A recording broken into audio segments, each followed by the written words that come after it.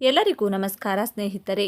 ಬ್ಯಾಂಕುಗಳು PAN card ಸಂಬಂಧಿಸಿದಂತೆ ಹೊಸ ನಿಯಮಗಳನ್ನು ತಂದಿವೆ.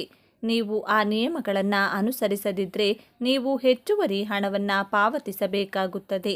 ನಮ್ಮ ದೇಶದಲ್ಲಿ ವಿವಿಧ ಉದ್ದೇಶಗಳಿಗಾಗಿ ಸರ್ಕಾರವು ಕೆಲವು ರೀತಿಯ ಗುರುತಿನ ಚೀಟಿಗಳನ್ನು ಜನರಿಗೆ ನೀಡುತ್ತದೆ. ಈ ಪಟ್ಟಿಯಲ್ಲಿ Aadhaar, voter ID, ration card, passport, driving licence ಇತ್ಯಾದಿಗಳು ಸೇರಿವೆ. ಇವುಗಳಲ್ಲಿ ಇನ್ನೊಂದು ಮುಖ್ಯವಾದುದಿದೆ, ಅದುವೇ ಪ್ಯಾನ್ ಕಾರ್ಡ್. ಇದನ್ನು ಭಾರತೀಯ ಆದಾಯ ತೆರಿಗೆ ಇಲಾಖೆಯು ಭಾರತೀಯ ನಾಗರಿಕರಿಗೆ ನೀಡಲಾಗುತ್ತದೆ. ಕೆಲವು ಹಣಕಾಸಿನ ಉದ್ದೇಶಗಳಿಗಾಗಿ ಜನರು ಪ್ಯಾನ್ ವಿವರಗಳನ್ನು ಸಲ್ಲಿಸುವುದು ಕಡ್ಡಾಯವಾಗಿದೆ. ಆದರೆ ಇತ್ತೀಚೆಗೆ ಎಲ್ಲ ಬ್ಯಾಂಕುಗಳು ಬ್ಯಾಂಕಿಂಗ್ ಉದ್ದೇಶಕ್ಕಾಗಿ ಜನರ ಪ್ಯಾನ್ ಕಾರ್ಡ್ಗಳನ್ನು ಕೇಳುತ್ತಿವೆ. ಬ್ಯಾಂಕ್ ಖಾತೆಗೆ ಹಣ ಜಮಾ ಮಾಡಲು ಇದು ಈಗ ಕಡ್ಡಾಯವಾಗಿ ಮಾರ್ಪಟ್ಟಿದೆ. ವಾಸ್ತವವಾಗಿ ಬ್ಯಾಂಕ್ ಅಥವಾ ಪೋಸ್ಟ್ ಆಫೀಸ್ನಲ್ಲಿ ಚಾಲ್ತಿ ಅಥವಾ ನಗದು ಕ್ರೆಡಿಟ್ ಖಾತೆಯನ್ನು ತೆರೆಯಲು ಪ್ಯಾನ್ ವಿವರಗಳನ್ನು ಸಲ್ಲಿಸಬೇಕು. ಆದರೆ ಬ್ಯಾಂಕ್ ಖಾತೆಗೆ ಹಣ ಹಾಕಲು ಪ್ಯಾನ್ ಕಾರ್ಡ್ ಬೇಕೇ? ನಿಯಮಗಳು ಏನೆಂಬುದನ್ನು ನೋಡೋಣ ಬನ್ನಿ. ಪ್ಯಾನ್ ಸಂಖ್ಯೆ ಎಂದರೇನು? ಪ್ಯಾನ್ ಸಂಖ್ಯೆ ಎಂದರೆ ಶಾಶ್ವತ ಖಾತೆ ಸಂಖ್ಯೆ. ಪ್ಯಾನ್ ಕಾರ್ಡ್ 10 ಅಂಕೆಗಳ ಆಲ್ಫಾ ನ್ಯೂಮರಿಕ್ ಸಂಖ್ಯೆಯನ್ನು ಹೊಂದಿದೆ.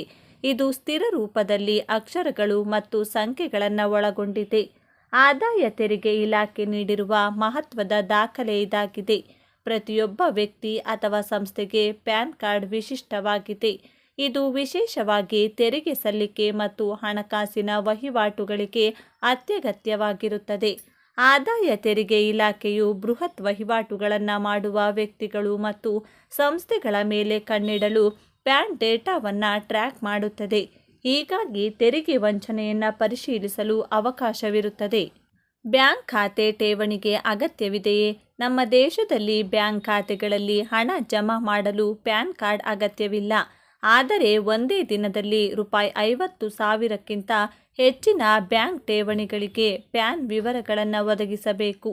ಅಲ್ಲದೆ ಒಂದು ಹಣಕಾಸು ವರ್ಷದಲ್ಲಿ ಗ್ರಾಹಕರ ಒಟ್ಟು ನಗದು ಠೇವಣಿ ₹20 ಲಕ್ಷ ಮೀರಿದರೆ ಅವರು ಪ್ಯಾನ್ ವಿವರಗಳನ್ನು ಉಲ್ಲೇಖಿಸಬೇಕು.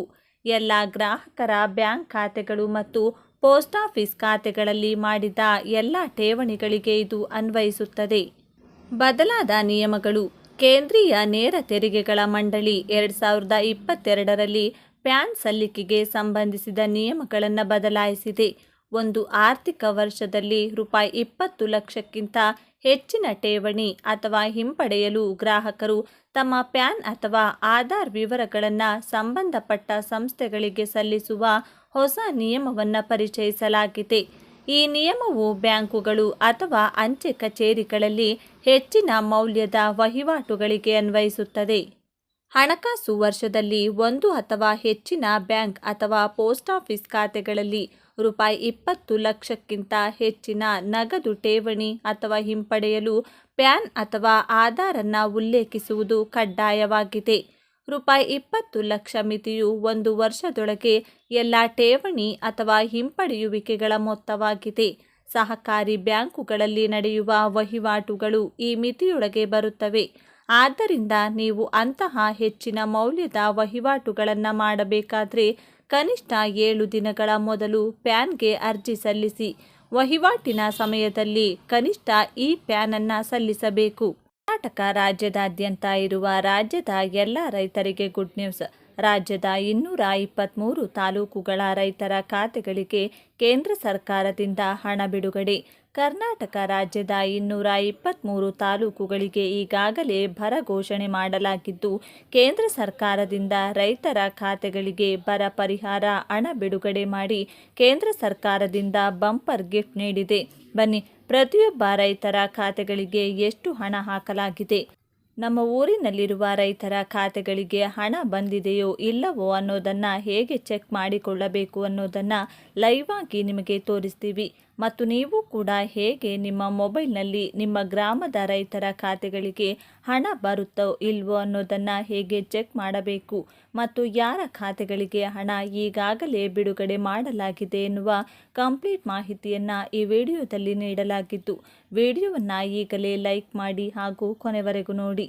ನಿಮಗೂ ಕೂಡ ಕೇಂದ್ರ ಸರ್ಕಾರದಿಂದ ಬರ ಪರಿಹಾರ ಹಣ ಬರುತ್ತಾ ಇಲ್ವೋ ಅನ್ನೋದನ್ನು ಚೆಕ್ ಮಾಡಿಕೊಳ್ಳಲು ಕಂಪ್ಲೀಟ್ ವಿಧಾನ ಈ ವಿಡಿಯೋದಲ್ಲಿ ತಿಳಿಸಲಾಗಿದ್ದು, ಕೊನೆವರೆಗೂ ನೋಡಿ.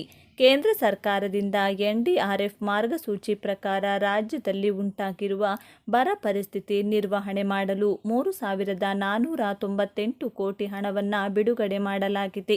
ಕೇಂದ್ರ ಸರ್ಕಾರದಿಂದ NDRF ಮಾರ್ಗಸೂಚಿ ಪ್ರಕಾರ ರಾಜ್ಯದಲ್ಲಿ ಉಂಟಾಗಿರುವ ಬರ ಪರಿಸ್ಥಿತಿಯನ್ನು ನಿರ್ವಹಣೆ ಮಾಡಲು 3,498 ಕೋಟಿ ರೂಪಾಯಿ ಹಣವನ್ನು ಬಿಡುಗಡೆ ಮಾಡಿದೆ.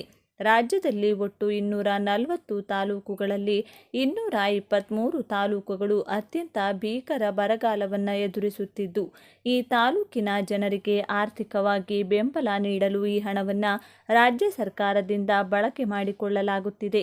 ಈಗಾಗಲೇ ರಾಜ್ಯ ಸರ್ಕಾರದಿಂದ ಮೊದಲ ಕಂತಿನ ಬರ ಪರಿಹಾರದ ಹಣವಾಗಿ ರೂಪಾಯಿ 2,000ವನ್ನು ರೈತರ ಖಾತೆಗೆ ವರ್ಗಾವಣೆ ಮಾಡಲಾಗಿತ್ತು. ಇನ್ನು ಈಗ ಕೇಂದ್ರದಿಂದ ಹಣ ಬಿಡುಗಡೆ ಆಗಿರುವ ಕಾರಣ ಎರಡನೇ ಕಂತಿನ ಹಣವನ್ನು ಈ ಕೆಳಗೆ ತಿಳಿಸಿರುವ ಪಟ್ಟಿಯಲ್ಲಿರುವ ರೈತರಿಗೆ ಸಂಬಂಧಪಟ್ಟ ಇಲಾಖೆಯಿಂದ ಬಿಡುಗಡೆ ಮಾಡಲಾಗುತ್ತದೆ. ಈ ಪಟ್ಟಿಯಲ್ಲಿರುವ ರೈತರಿಗೆ ಸಿಗಲಿದೆ ಪರಿಹಾರದ ಹಣ. ಕೇಂದ್ರದಿಂದ ಪ್ರಸ್ತುತ ಬಿಡುಗಡೆಯಾಗಿರುವ ಪರಿಹಾರ ಹಣ ಯಾವೆಲ್ಲ ರೈತರಿಗೆ ಸಿಗಲಿದೆ ಎಂದು ನಿಮ್ಮ ಮೊಬೈಲ್ನಲ್ಲೇ ರೈತರು ತಿಳಿಯಬಹುದು. ಅದಕ್ಕಾಗಿ ಅನುಸರಿಸಬೇಕಾದ ಕೆಲವೊಂದು ಹಂತಗಳನ್ನು ನಾವು ನಿಮಗೆ ಈಗ ತಿಳಿಸಿಕೊಡ್ತೀವಿ. ವೆಬ್ಸೈಟ್ ಲಿಂಕ್ ಮೇಲೆ ಕ್ಲಿಕ್ ಮಾಡಿ ಅಧಿಕೃತ ಜಾಲತಾಣವನ್ನು ಪ್ರವೇಶ ಮಾಡಬೇಕು. ನಂತರದಲ್ಲಿ ಸೆಲೆಕ್ಟ್ ಇಯರ್ ಅಂದರೆ ವರ್ಷವನ್ನು ಸೆಲೆಕ್ಟ್ ಮಾಡಿ. ಹಾಗೆಯೇ ಸೆಲೆಕ್ಟ್ ಸೀಸನ್ ಅಂದರೆ ಋತುವನ್ನು ಆಯ್ಕೆ ಮಾಡಿ. ಕ್ಲೈಮೇಟಿ ಟೈಮ್ ಅಂದರೆ ವಿಪತ್ತಿನ ವಿಧ ಮತ್ತು ನಿಮ್ಮ ಡಿಸ್ಟ್ರಿಕ್ಟ್ ಅಂದರೆ ಜಿಲ್ಲೆ, ತಾಲೂಕು, ಹೋಬಳಿ ಮತ್ತು ನಿಮ್ಮ ವಿಲೇಜ್ ಅಂದರೆ ಗ್ರಾಮ, ಹಳ್ಳಿಯನ್ನು ಸೆಲೆಕ್ಟ್ ಮಾಡಿ ಗೆಟ್ ರಿಪೋರ್ಟ್ ಬಟನ್ ಮೇಲೆ ಕ್ಲಿಕ್ ಮಾಡಬೇಕು. ಹಾಗೆಯೇ ಎರಡನೇ ಹಂತದಲ್ಲಿ ನೋಡೋದಾದರೆ ಗೆಟ್ ರಿಪೋರ್ಟ್ ಆಯ್ಕೆಯ ಮೇಲೆ ಕ್ಲಿಕ್ ಮಾಡಿ. ಇದಾದ ನಂತರ ಇಲ್ಲಿ ಇನ್ಪುಟ್ ಸಬ್ಸಿಡಿ ಪರಿಹಾರ ಹಣ, ಸಂದಾಯದ ವಿವರಗಳು, ಪೇಮೆಂಟ್ ಡೀಟೇಲ್ಸ್ ಎಂದು ಗೋಚರಿಸುತ್ತದೆ.